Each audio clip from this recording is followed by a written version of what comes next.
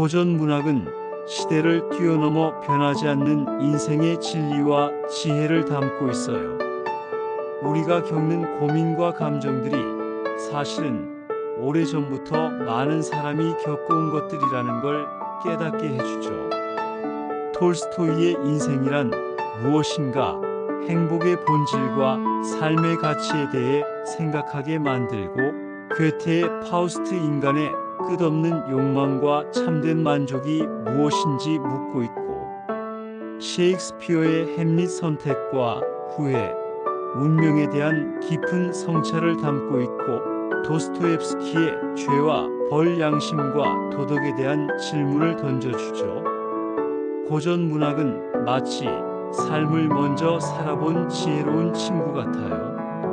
시대가 변해도 인간의 본질적인 고민과 감정은 변하지 않기 때문에 고전을 읽으며 오늘날에도 많은 깨달음을 얻을 수 있어요. 톨스토이의 인생이란 무엇인가는 그의 인생 말년에 쓴 철학적 에세이로 삶과 행복, 도덕, 신앙 등에 대한 깊은 성찰을 담고 있어요. 1. 행복은 멀리 있지 않다. 톨스토이는 사람들이 부와 명예, 권력을 행복의 조건으로 생각하지만 결국 그것들은 진정한 행복을 가져다 주지 못한다고 말합니다. 행복은 단순한 삶과 선한 마음에서 온다는 것이 그의 핵심 메시지입니다. 2. 사랑과 선행이 삶의 본질이다. 인간은 타인을 사랑하고 돕는 과정에서 삶의 의미를 찾는다고 강조해요. 이기적인 욕망을 채우려 하면 불행해지고, 남을 위해 살아갈 때 진정한 만족을 얻을 수 있다는 거죠. 3. 죽음을 두려워하지 말라. 톨스토이는 죽음이 두려운 이유는 우리가 진정한 삶을 살고 있지 않기 때문이라고 설명합니다. 양심에 따라 선하게 살면 죽음조차도 두렵지 않다는 깨달음을 전해요. 4. 단순하게 살라. 물질적인 욕심과 사회적 성공보다는 정신적인 충만함과 소박한 삶이 더 가치 있다고 말해요. 적게 소비하고 욕심을 줄이며 본질적인 것에 집중하는 삶을 권장하죠.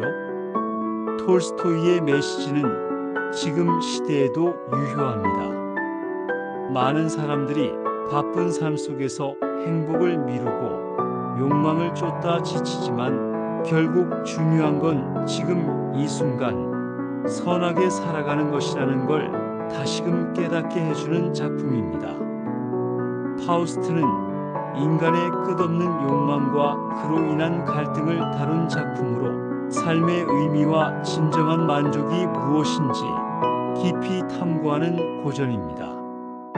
주인공 파우스트는 지식과 학문을 쌓았지만 여전히 삶의 만족을 느끼지 못하고 공허함을 느껴요. 그러던 중 악마 메피스토펠레스가 나타나 모든 욕망을 채워주겠다고 거래를 제안하죠. 하지만 결국 파우스트는 쾌락과 성공을 쫓아도 만족을 얻지 못하고 마지막 순간에서야 진정한 깨달음을 얻습니다. 1. 지식과 성공만으로는 삶이 채워지지 않는다. 파우스트는 학문과 명예를 쌓았지만 삶의 의미를 찾지 못해 절망해요. 이는 오늘날 성공만 줬다가 행복을 잃어버리는 현대인의 모습과 닮아 있습니다. 단순히 많이 알고 많이 가진다고 해서 만족하는 게 아니라는 걸 보여줍니다. 2. 욕망을 쫓을수록 더욱 공허해진다. 악마와 계약한 후 파우스트는 젊음을 되찾고 사랑과 권력, 쾌락을 모두 경험하지만 결국 더 큰 허무함을 느낍니다. 인간은 끝없이 더 많은 것을 원하지만 그것이 행복과 직결되지 않는다는 걸 보여주는 이야기입니다. 3. 진정한 만족은 타인을 위한 삶에서 온다. 파우스트는 마지막 순간에야 자신이 개인적인 욕망이 아니라 타인을 위해 무언가를 이루려 했을 때 행복을 느꼈다는 걸 깨달아요. 결국 자신을 위해서가 아니라 타인을 위한 삶을 살 때 진정한 의미를 찾을 수 있다는 메시지를 남깁니다. 햄릿은 단순한 복수극이 아니라 인간의 내면, 갈등, 선택과 후회, 삶과 죽음에 대한 깊은 철학적 질문을 담은 작품입니다. 주인공 햄릿은 아버지의 죽음과 어머니의 재혼, 그리고 삼촌이 왕위를 차지한 현실 속에서 복수를 할 것인가 말 것인가에 대한 끝없는 고민에 빠지죠. 1. 선택의 순간은 누구에게나 온다. 햄릿은 아버지를 죽인 삼촌에게 복수해야 하는 운명 앞에서 끊임없이 갈등합니다. 하지만 너무 오랫동안 고민만 하다가 기회를 놓치고 결국 비극적인 결말을 맞이하죠. 우리도 인생에서 중요한 선택 앞에서 주저할 때가 많지만 때로는 결단력이 필요하다는 걸 보여줍니다. 2. 우리는 선택의 결과를 감당해야 한다. 햄릿은 결국 복수를 선택하지만 그 과정에서 소중한 사람들과 자신마저 희생당하게 됩니다. 어떤 선택을 하든 그에 따른 책임과 후회는 피할 수 없다는 교훈을 줍니다. 3. 운명을 받아들일 것인가, 바꿀 것인가? 햄릿은 자신의 운명을 바꾸려 했지만 오히려 그 운명에 휘둘리는 인물이에요. 하지만 우리는 햄릿처럼 운명을 한탄하며 머뭇거리기보다 주어진 상황 속에서 최선을 다하는 것이 중요하다는 걸 배울 수 있습니다. 4. 삶과 죽음, 무엇이 더 가치 있는가? 햄릿의 가장 유명한 대사 To be or not to be. 사느냐, 죽느냐, 그것이 문제로다. 삶의 의미와 죽음의 가치에 대해 햄릿은 깊이 고민합니다. 이는 우리도 어떻게 살아야 하는지, 인생에서 무엇이 중요한지 다시 생각하게 만듭니다. 죄와 벌은 살인을 저지른 한 인간이 죄책감과 양심의 갈등 속에서 어떻게 변해가는지를 보여주는 작품입니다. 도스토옙스키는 이 소설을 통해 도덕과 인간, 본성, 죄에 대한 속죄란 무엇인지 깊이 있는 질문을 던지고 있습니다. 1인간은 스스로 죄를 합리화하지만 양심은 피할 수 없다.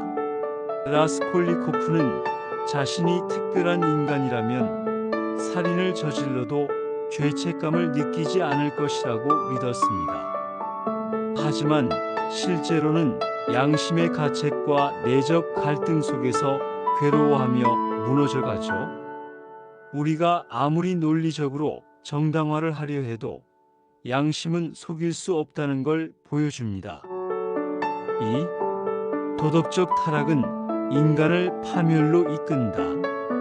살인을 저지르기 전에 라스콜리코프와 후에 라스콜리코프는 완전히 다른 사람입니다. 그는 점점 불안해지고 사람을 피하고 죄책감 속에서 스스로를 파괴하죠. 결국 도덕을 벗어난 순간 인간은 더 이상 온전한 삶을 살 수 없다는 걸 경고하는 이야기입니다. 상구원과 속죄는 어디에서 오는가? 라스콜리코프는 사랑과 참여를 통해 비로소 다시 인간다운 감정을 회복하게 됩니다. 그의 변화는 죄를 짓더라도 진정한 참여와 속죄를 하면 다시 새로운 삶을 살 수 있다는 희망을 보여줍니다. 고전 문학 속에는 우리가 살아가며 마주하는 고민과 감정들이 고스란히 담겨 있습니다. 과거의 지혜를 통해 오늘을 살아가는 힘을 얻고 더 나은 내일을 향해 나아가시길 바랍니다.